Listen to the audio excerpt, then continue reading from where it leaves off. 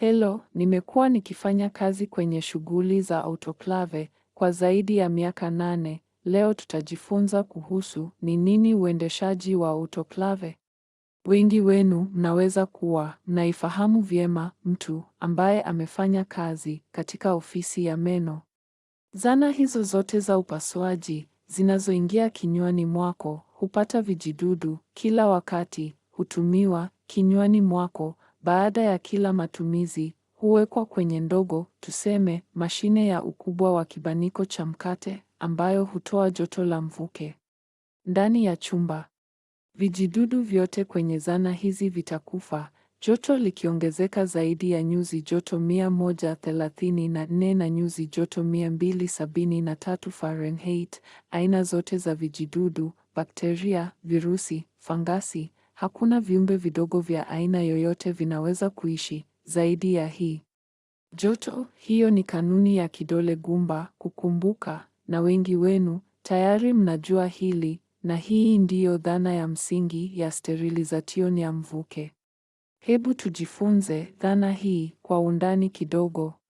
Kufunga kwa mvuke kwa ujumla hufanywa kwa hali joto kati ya nyuzi joto 121 ambayo ni nyuzi joto 250 na nyuzi joto 134 ambayo ni digrii 273 chini ya shinikizo la 15 hadi 30 psi. Psi inasimama kwa per inchi ya mraba, na hali nyingine ni wakati, ikiwa hali ya joto inabakia chini ya shinikizo hili kutoka dakika 10 na 60, basi hii ni ukweli ulioanzishwa kwamba viumbe vidogo vyote vimekufa.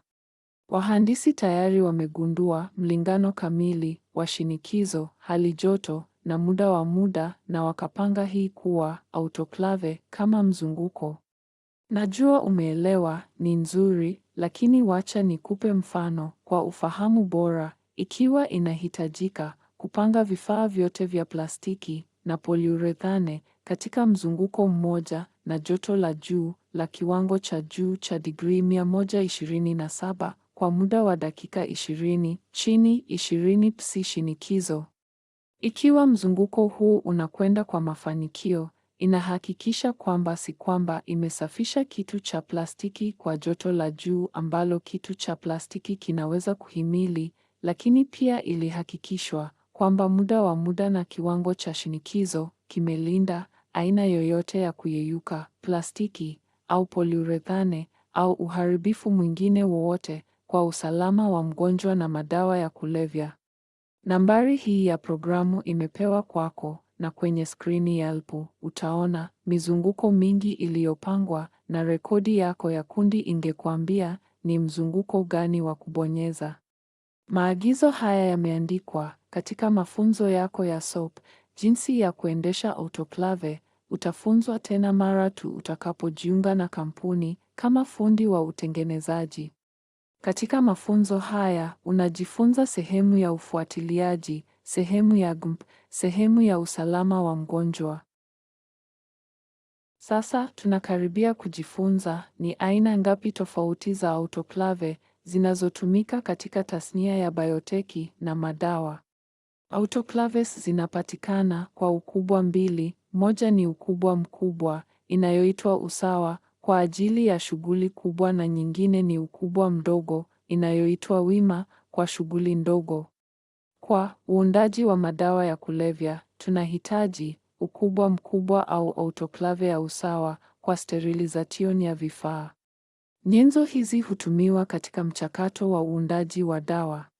Sehemu ya otomatiki iliyo na usawa imejengwa kati ya vyumba viwili na iko kwenye ukuta. Ina chumba pana ndani ambacho mtu anaweza kutembea ndani kama unavyoona kwenye picha, kama kutembea kwa baridi kwenye chumba. Mgahawa ina pande mbili, moja ni upakiaji upande. Kutoka upande wa upakiaji sisi kuweka na kuingiza vifaa zinahitajika sterilized. Na upande mwingine ni upakwaji upande. Mara tu mzunguko kukamilika, upakiaji upande mlango hawezi kufungua, upakwaji mlango wazi baada ya mzunguko kukamilika. Hatutaki nyenzo zisizo na uzazi zifichuliwe tena baada ya kusafishwa kwa upande usio safi. Upande wa upakiaji, ambao ni chumba cha autoklave, daima ni eneo la daraja la TNAD, ambalo ni eneo safi kidogo. Upande wa upakuaji ni eneo la daraja la ANAB, ambalo ni eneo safi zaidi. Hujambo, sasa tuna ufahamu mzuri wa kimsingi wa kufunga kizazi na autoclaves. Sasa tunaelewa kuwa nyenzo huwekwa kwenye chumba cha kiotomatiki kwa njia ifaayo ili mvuke uweze kusambazwa kwa usawa kwenye chumba hicho na nyenzo ziweze kusafishwa ipasavyo. Joto la mvuke linapaswa kufikiwa kwa alama ya joto inayofaa ili kuua bakteria zote, virusi na kuvu. Kila asubuhi, kabla ya matumizi ya autoklave kuanza, mafundi wa viwanda wanatakiwa kufanya mtihani wa unyevu. Jaribio hili linahakikisha kwamba autoklave inafanya kazi kama ilivyokusudiwa kabla tunaanza kuendesha mizunguko ya autoklave kwa siku. Hili ni jaribio muhimu na hitaji la GMP ambalo hutoa udhibiti muhimu kwa utendaji wa sterilizer na uthibitishaji wa ubora wa mvuke. Jaribio hili huhakikisha kwamba autoklave inaweza kutoa kiyoyozi kilichoidhinishwa kinachohitajika, na jaribio hili husaidia katika kutambua ubora wa mvuke ambao unaweza kuingilia kati na uzuiaji wa ala changamano. Ili kuhakikisha kwamba mvuke pamoja na joto na shinikizo inafanya kazi ipasavyo, mtihani huu unafanywa kila asubuhi kabla operesheni yoyote ya autoklave inaweza kuanza kwa siku. Kama vile vifaa vingi na mashine, autoklave pia ina logi. Kila siku, ukurasa mpya wa kumbukumbu hii hujazwa ili kurekodi mizunguko yote ambayo autoklave hii itaendesha. Kuingia kwa kwanza kabisa katika logi hii, jambo la kwanza asubuhi lazima iwe kukimbia mtihani wa unyevu. Mara tu baada ya mtihani umekamilika, matokeo ya kupita yanachapishwa kutoka kwa autoklave na kisha uchapishaji huu umefungwa kwenye logi. Ikiwezekana, mtihani huu ukishindwa, lazima umjulishe msimamizi wako, hakuna zaidi. Utaelekezwa nini cha kufanya baadaye. Kila kampuni ina sera yake. Wakati hali kama hiyo inatokea, hiyo ndiyo unahitaji kujua kama fundi wa utengenezaji. Baada ya ingizo hili pekee, unaweza kuanza yoyote na shughuli zote za siku hiyo. Mtihani huu wa unyevu katika tasnia yetu pia unajulikana kama mtihani wa Bowie na Ditk. Kuendelea mbele katika mafunzo haya, tutajifunza kuhusu jinsi ya kupakia na kupakua vifaa ndani na nje ya autoklave. Hujambo tena, kama fundi wa utengenezaji, tunafanya kazi kwenye operesheni hii. Hebu turudie shughuli ambazo umefanya kabla ya shughuli ya kiotomatiki ambayo unakaribia kuanza. Kumbuka ulipokea buffer ambayo ilichapishwa na seli ya uthibitishaji wa ubora. Wakati wa kuipokea, ulisaini logi, ukitengeneza ufuatiliaji, kisha ukachukua buffer kwenye ghala na kupokea vifaa. Wakati wa kupokea nyenzo, uliangalia nambari ya sehemu na mwisho wa muda wa kila nyenzo ambayo iliorodheshwa katika muswada wa sehemu ya nyenzo ya buffer. Ukaguzi huu umewekwa kwa mgonjwa na usalama wa dawa. Aidha, mtoaji wa nyenzo pia saini buffer na kujenga ufuatiliaji kama kwa ambaye alitoa nyenzo. Baadaye, fundi wa utengenezaji kisha alichukua nyenzo kwenye chumba safi. Chini ya utaratibu fulani, huo unaitwa kuteleza kwa nyenzo, ambayo sio chochote ila kusafisha nyenzo zote zikiwa kwenye kifungashio chao cha msingi na kupeleka kwenye chumba cha autoklave ambacho uko ndani sasa hivi. Halo, sasa unayo nyenzo kwenye chumba cha autoklave ambacho ni eneo la TNAD. Bado ni eneo linalodhibitiwa lakini sio eneo safi la ANAB. Tahadhari zote zimetekelezwa kwa kupata vitu kutoka ghala hadi hapa ili kuepuka uchafuzi wowote wa uso wa nje kwa ufungaji wa msingi wa vifaa. Sasa, kitabu chako cha mwongozo juu ya nini cha kufanya baadaye ni yako. Kumbuka, uko hapa. Kwanza, utengenezaji wa madawa ya kulevya. Jambo la kwanza ni kusafisha na kusafisha vifaa vyote na kupeleka mbele kwa shughuli zinazohusiana. Yako ina maagizo ya hatua kwa hatua ambayo mzigo na mzunguko utapakiwa kwanza na kwa maagizo ya hatua kwa hatua. Hebu tuelewe kwamba kwanza, yako inakuambia kwamba mzigo mmoja ni rafu 3 kwenye troli. Nyenzo kwenye rafu yoyote haipaswi kuwa kwenye rafu nyingine kwenye eneo moja kwa usambazaji sawa wa mvuke, na sehemu fulani zitaenda kwenye maeneo fulani kwenye troli. Kwenye skrini yako, mifuko ya bluu ni wasilisho tu. Mara tu unapomaliza kupakia sehemu hizo mahususi kwenye troli mahali palipopangwa, kisha unaweza kutelezesha troli ndani ya autoklave. Funga mlango, bonyeza kitufe kinachofaa cha mzunguko kilichotajwa katika ili mzunguko huu ufanyike. Sasa kunaweza kuwa na mzunguko mwingine au mizunguko mingi ya vifaa vyote ambayo inaenda kwa utengenezaji. Zingine zinaweza kuwa neli za plastiki zilizowekwa pamoja katika mzunguko mmoja ambayo inahitaji wakati mdogo wa kuanika kwa kulinganisha na vitu vyote vya chuma zilizowekwa pamoja katika mpangilio tofauti wa mzunguko wa autoklave wenye hali joto ya juu kidogo na muda mrefu wa mzunguko.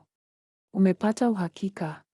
Kwa hiyo ni muhimu kwako kujua na kukumbuka umuhimu wa kuendesha mzunguko unaofaa na kuweka mashine moja kulingana na hatua zilizotajwa katika Kwa hivyo, kuweka mpangilio sahihi wa mzunguko kwenye skrini ya ya automatiki na kubonyeza mpangilio sahihi ni sehemu ya kufuata Kwa hivyo ikiwa ulituma kwa bahati mbaya vitu vya chuma ambavyo vilihitaji hali joto ya juu zaidi na muda mrefu zaidi kwa kubofya mpangilio usio sahihi ambao umepangwa kwa ajili ya plastiki kama vitu na muda mfupi zaidi ili kulinda plastiki dhidi ya uharibifu wa kuyeyuka. Lakini mzunguko wa kuweka mpango kwa ajili ya nyenzo ya plastiki inaweza kuwa sahihi na kutosha au kikamilifu ufanisi kwa ajili ya mzunguko wa chuma autoklave. Sayansi hii imethibitishwa na kuratibiwa na wahandisi katika kituo chako. Kazi yako ni kufuata maelekezo. Ikiwa hatua za zinakuelekeza ubonyeze mzunguko namba 1, hakikisha unabonyeza mzunguko namba 1. Umepata uhakika? Fanya kile kilichoandikwa. Inasema bonyeza titleone, bonyeza tu mzunguko wa kwanza kwenye skrini ya kudhibiti autoklave. Mara tu unapopakia mzunguko wa otomatiki na kuanzisha mashine, fundi mwingine wa utengenezaji atathibitisha kuwa hatua hii ilikamilishwa katika kama ilivyoelekezwa. Na hii ingefanywa kwa kusaini karibu na mtekelezaji katika Jambo lingine la kukumbusha kwamba hatua zote za maagizo zina safu mbili, moja ya fundi mtekelezaji na moja ya fundi wa kithibitishaji. Unakumbuka udhibiti mbili. Fundi mmoja anatekeleza na fundi mwingine anathibitisha. Mafundi wa utengenezaji bidhaa wanarekodi shughuli kama zimekamilika kwa wakati halisi pamoja na tarehe na viasili vyake.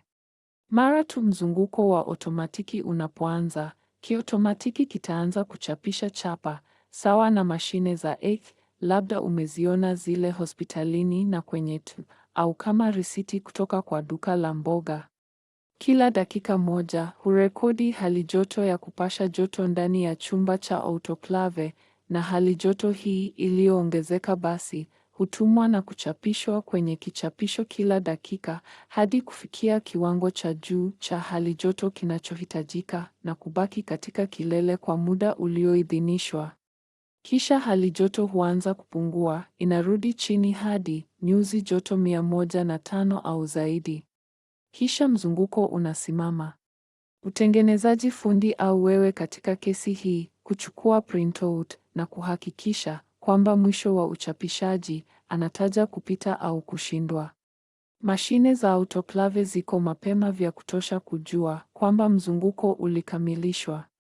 Kulingana na kanuni za uhandisi zilizowekwa kwenye mashine hii, autoklave itazima kiotomatiki. Unaweza kuchapisha nakala rudufu hapa pia. Kwa uchapishaji, nakala moja inapoingia kwenye kumbukumbu ya otomatiki. Kuunda ufuatiliaji wa kazi ya autoklave.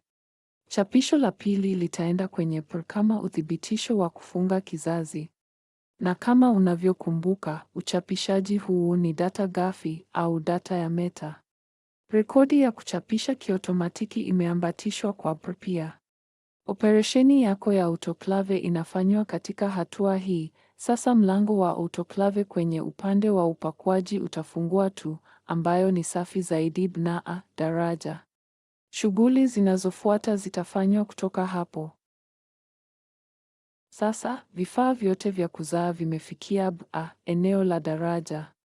Mafundi wa utengenezaji watachukua vifaa kwa chumba kinachofaa, kwani nyenzo zingine zitachukuliwa kwenye chumba cha uundaji na zingine zitachukuliwa kwenye chumba cha kujaza. Nyenzo zote zitatumwa kwenye chumba kinachofaa na kuanza shughuli. Mafunzo yanayofuata tutajadili inaweza kuwa nini kwamba ungekuwa unatengeneza, kwa sababu dawa ina hatua chache katika ukuzaji wa bidhaa ya dawa. Tutajifunza zaidi katika mafunzo yajayo. Asante kwa kuwa hapa leo. Tukutane katika darasa lijalo.